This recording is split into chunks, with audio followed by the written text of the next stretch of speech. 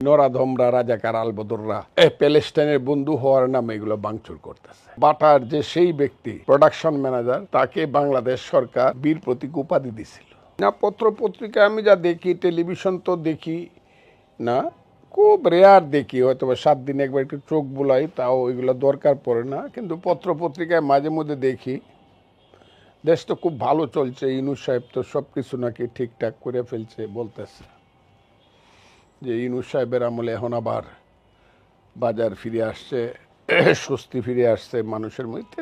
দেখি উনি খুব ভালো চালাইতেছে। এই অবস্থায় দাঁড়াইয়া দেখতেছি কিছু পলিটিক্যাল পার্টির চেয়ে যারা ইউটিউব চালান, তারা আবার তার প্রশংসায় পঞ্চমুখ, তাকে সারা জীবন দেওয়া হোক, মৃত্যু পর্যন্ত, এগুলো বলা হচ্ছে। আর আমি চিন্তা করতেছি যে এই দেশ কি কবে মানুষের দেশ হবে? কারণ ইউনূস সাহেব তো এই দেশটাকে গত 7 মাসে একটা পশুর দেশে পরিণত, নর পশুদের দেশ, লুটপাটের দেশ, মবের দেশ, আগুনের দেশ, বুলডোজারের দেশ, কোনো বিচার নাই, কিচ্ছু নাই।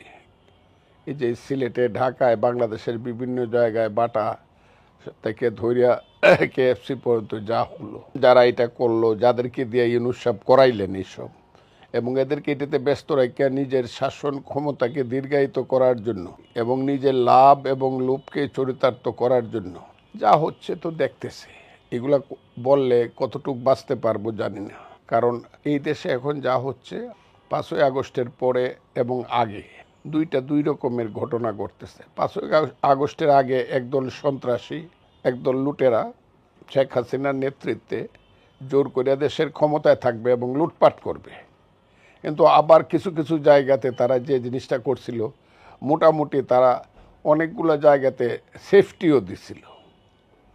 কিন্তু এখনকার যে সরকার, এটা একটা কুয়াশাচ্ছন্ন, সাংঘাতিকভাবে একটা নীতিহীন, চরিত্রহীন কিছু লোকের সন্নিবেশ ঘটছে এখানে জনাব ইউনূস সাহেবকে কেন্দ্র করিয়া, এবং তারা এই দেশটাকে একটা মধ্যযুগের বর্বর দেশে পরিণত করতে চায়। তারই পরিণত হইল গত 2-3 দিন যাবৎ যা চলছে গাজায় আক্রমণের নামে। গাজা আক্রমণ তীব্রভাবে বিরোধিতা করি না শুধু, এটা সারা জীবনের আমার আন্দোলনের অংশের একটা। আমি যখন ছাত্র সংগঠন করতাম, আমাদের প্যালেস্টাইনি ভাইয়েরা আসতো, তাদেরকে নিয়ে মিছিল মিটিং করা, তাদের ব্যাপারে এই মানে যত সহযোগিতা আছে সব সহযোগিতা করা, এটা আমার রাজনৈতিক ধর্ম ছিল, প্যালেস্টাইনিদের সাহায্য করা। কিন্তু প্যালেস্টাইনিরা ওখানে মার খাচ্ছে, ইসরায়েলেরা অন্যায়ভাবে তাদেরকে মারছে, আমেরিকা তাদেরকে সর্বনাশ করছে।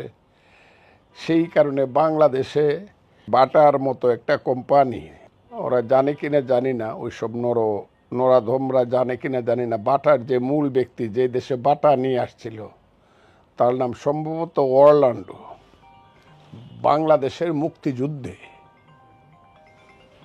যে সহযোগিতা সে করছে এটা অকল্পনীয়। এইসব নরপশু, নরাধমের বাচ্চাদেরকে আমি বলবো তার ইতিহাসটা পড়ে নাও।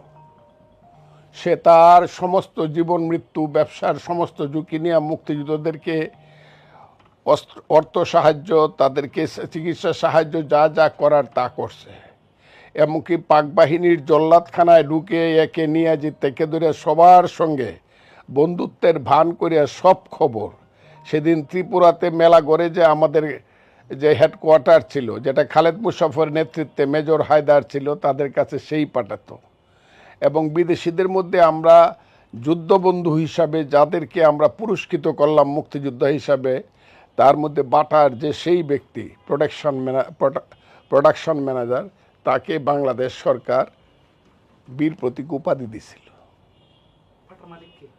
অবশ্যই বাটার মালিককে বীর প্রতীক। বাটা আমাদের মুক্তিযুদ্ধের জন্য সব কিছু তার শেষ করছে।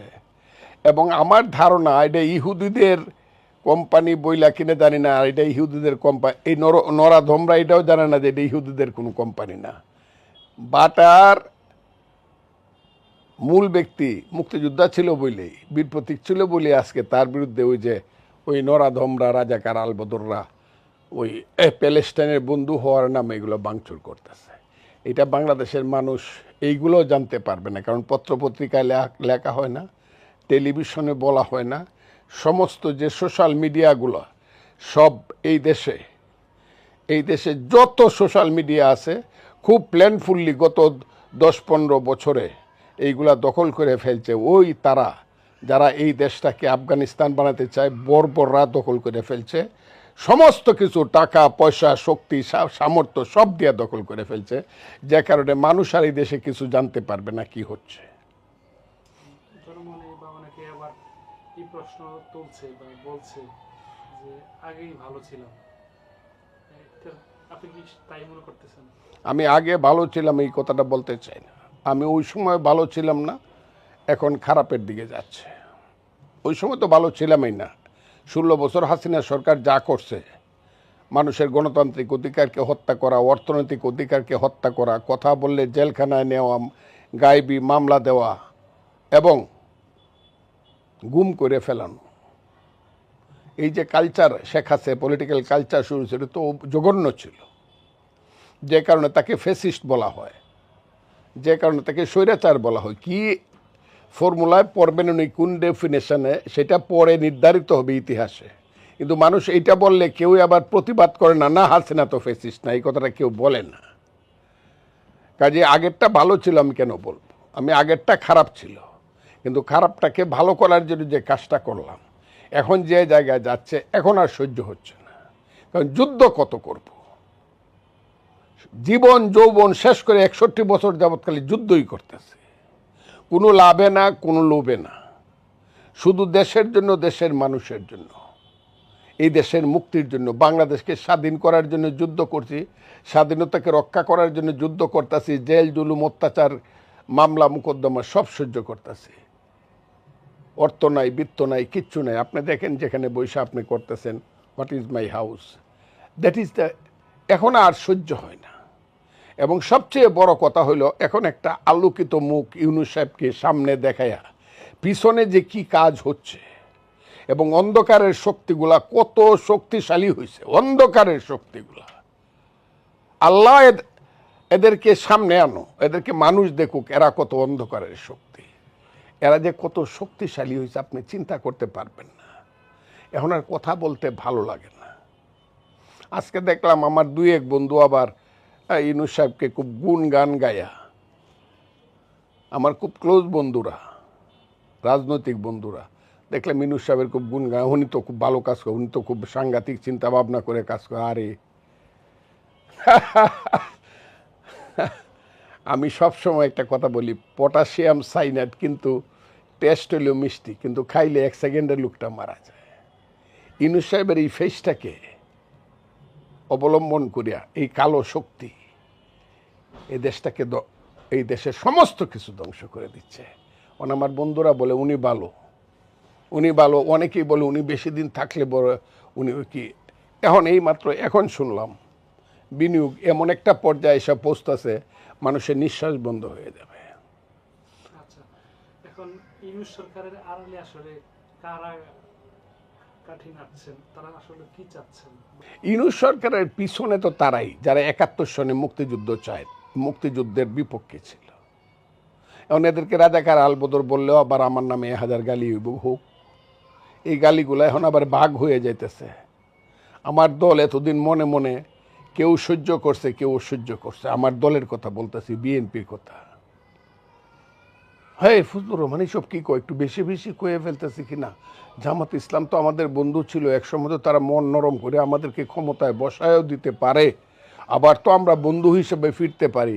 এই প্লাস মাইনাস কথা বলতেছিল, যারা প্লাস মাইনাস কথা বলতেছিল তাদের ঘাড়ে দেখলাম এখন আইসা সেই অন্ধকার শক্তির আক্রমণ এত জোরে হয়েছে, আমার ঘাড় থেকে কিছুটা তাদের ঘাড়ে গেছে। কালকে আমি দেখলাম আমার দলের সিনিয়র নেতা, বিশেষ মহাসচিব সহ স্থায়ী কমিটির মেম্বার মির্জা আব্বাস সহ যে ধরনের কথাবার্তা এরা বলতেছে, এরা কারা? এরা তো জামাতে ইসলাম নামধারী সেই সব আলবদর রাজাকারদের সন্তান এবং তাদের সহযোগী, এবং তারাই অর্থবিত্ত সব কিছু দিয়ে সব কিনা এই দেশে মুক্তিযুদ্ধের কথা যে বলবে তার উপরে আক্রমণ করবে। খারাপ ভালো বুঝি না, তার উপর এমনভাবে আক্রমণ করবে। কারণ আমি দেখতেছি, আমি জানি না বিএনপি আরও দ্রুত কবে বুঝবে। বিএনপি না বুঝলে দেশের সর্বনাশ হয়ে যাবে, আমি এই কথাটা বললাম। এখন যদি তারা বুঝে থাকে যে এই কালো শক্তি কারো বন্ধু নয়, এরা এই দেশটাকে মধ্যযুগ বর্বরতার দিকে নিতে চায়, আফগানিস্তান বানাতে চায়, মুক্তিযুদ্ধের প্রতিশোধ নিতে চায়, এই শক্তি ক্ষমতায় আসছে এবং এই শক্তির প্রতিভূ হইল জনাব মোহাম্মদ ইউনূস। আজকে আমার বলতে আমি বাধ্য হইতাছি, এই শক্তির প্রতিভূ। উনি ক্ষণে ক্ষণে ড্রেস পাল্টায়, উনি পোশাক পাল্টায়, উনি উনার ভাব পাল্টায়। ওনাকে দেখলাম, আমি যা দেখছি, আবার কিছুদিন যাবৎ যা দেখতাছি,